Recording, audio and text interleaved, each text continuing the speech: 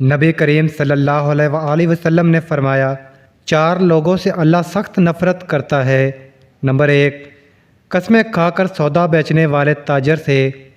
Number 2، تکبر کرنے والے عالم سے۔ نمبر 3، ظالم حکمران سے۔ نمبر 4، اس بوڑھے شخص سے جو زنا کرتا ہو۔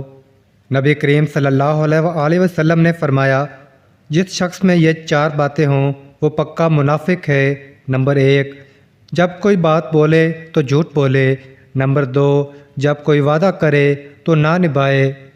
نمبر 3، امین بنایا جائے تو امانت میں خیانت کرے۔ نمبر 4، جب کسی سے جھگڑا کرے تو گالیاں دے۔